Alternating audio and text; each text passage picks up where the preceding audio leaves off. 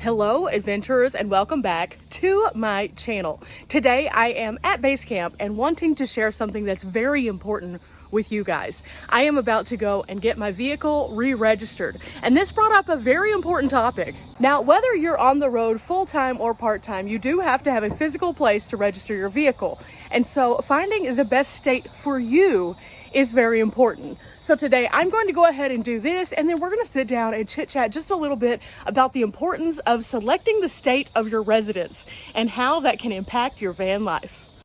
Woo, it's 92 degrees and it's still super early in Texas.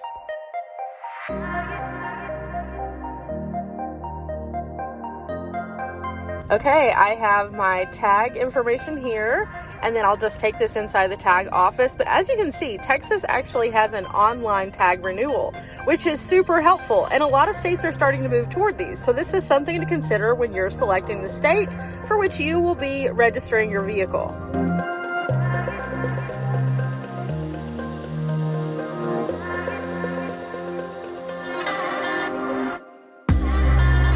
Okay guys, I am finished, and now I think we're gonna go find a good place to talk about registration. It's super important to have this conversation because a lot of you are getting ready to hit the road, and I want to give you a little bit of assistance in figuring some of these details out. So let's go find a good place.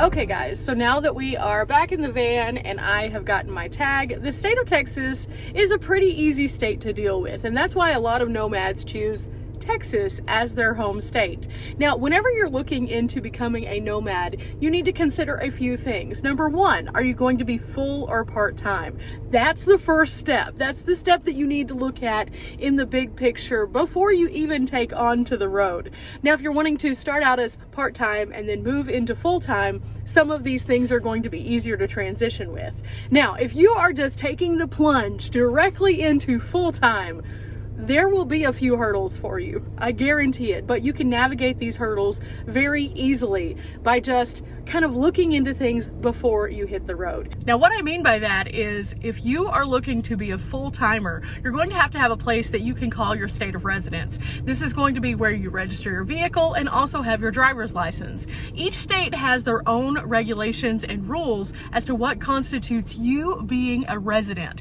And especially right now, while there's a lot of things going on in the political sphere, some of those things are changing. So learning about what is going on in the state that you're interested in is very important.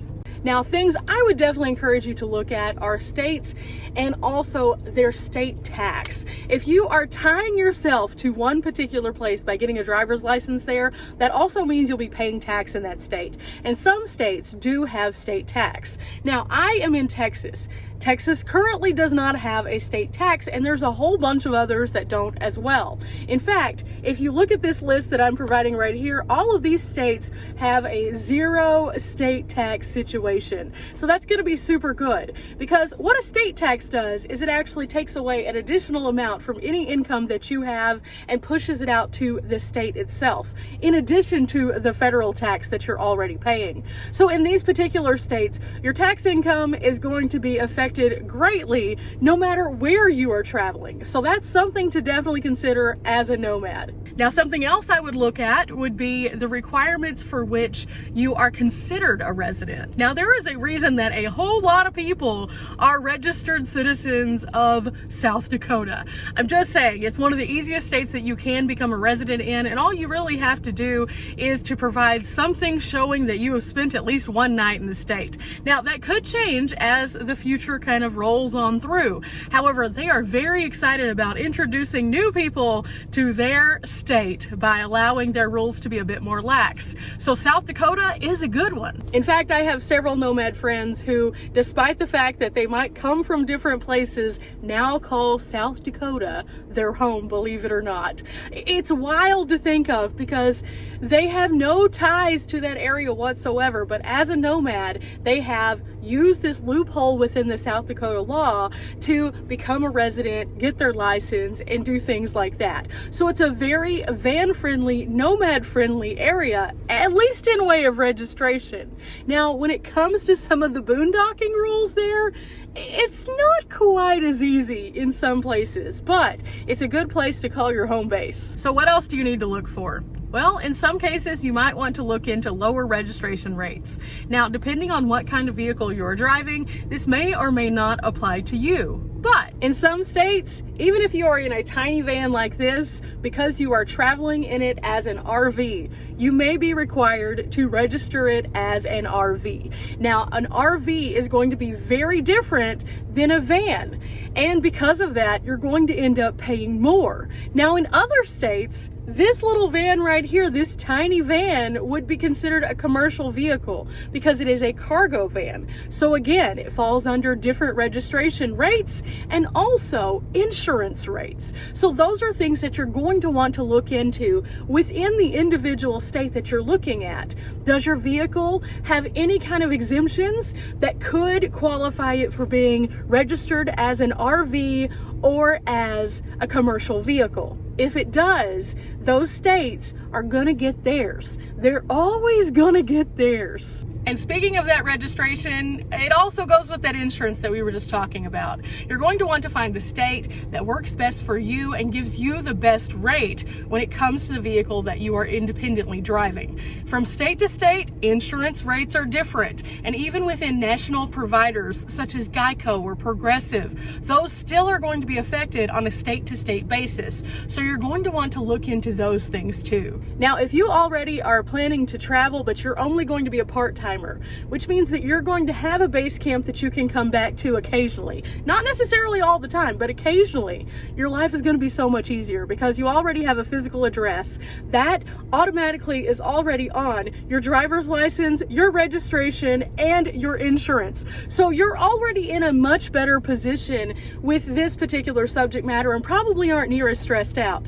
This video is primarily to kind of encourage people who are thinking about taking that leap into full-time to kind of consider those options, because a lot of times whenever we don't have a physical address, it does make it a bit harder, and some states will not allow you to use your physical postal address, your P.O. box, as your official residence. So you're going to have to work out these details just a little bit. Now, a lot of nomads do this every single day and it's not that big of a deal, but it's just about thinking about it kind of in advance before you get in too deep.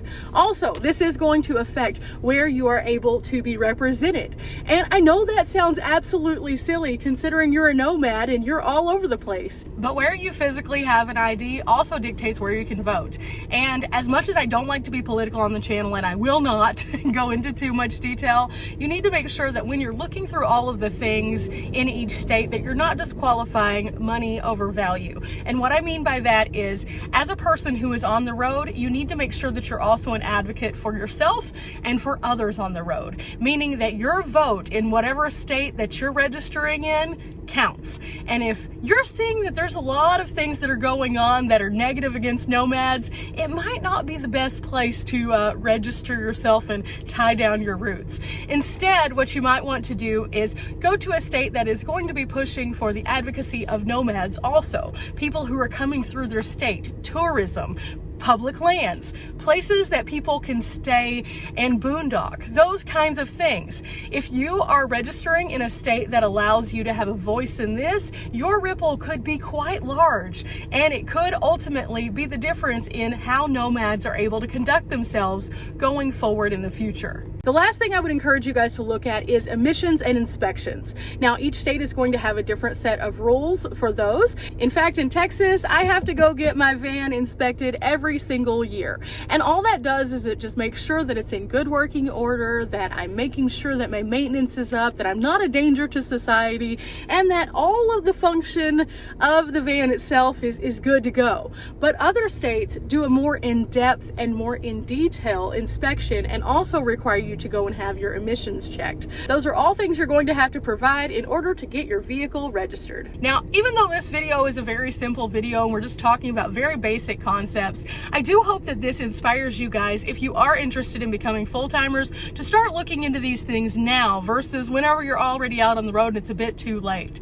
That can be super inconvenient. Now in Texas, if I did go full-time and I was still registered here, I would have to return to the state at least once per year to get that inspection and also the tag renewal. But my driver's license lasts about 6 years. So that's just some food for thought there. It just goes to show that every state is a little bit different though, because every state does have different requirements. And I think that that is the moral of the story today. If you are interested in being part-time or full-time, van life is an amazing thing, but you have to do it the right way. And sometimes starting off on the right foot is the right way to get going, so it makes your life just so much easier. Anyway guys, on that note, I'm gonna go ahead and change out my sticker and I will be good to go for one more calendar year.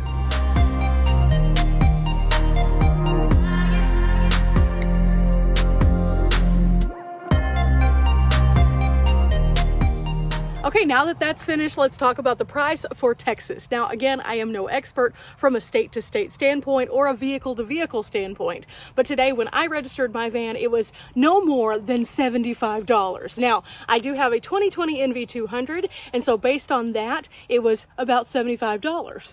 Also, if I would have done so online, it would have cost the same, but they can mail you your tag. By going into the office itself, you can pick it up directly and have it in hand to directly install it. So that's the process for here in Texas. Now, before I went to the tag office, I did again have to go get it inspected. I had to make sure that my driver's license is current, and then I registered it. It's not that big of a deal. So I hope today's video has helped you guys to kind of get an understanding of not only what I do here in Texas by having a base camp here and being able to use Texas as my registration state, but also inspires you to look at some of the different criteria for other states as you are getting ready to register your vehicle to hit the road so that you can have the best overall experience. Remember guys, we're not here for a long time, but we are here for a good time, and taking care of all the details ahead of time is definitely a way to expedite the good and keep away the bad. Till next time guys, bye!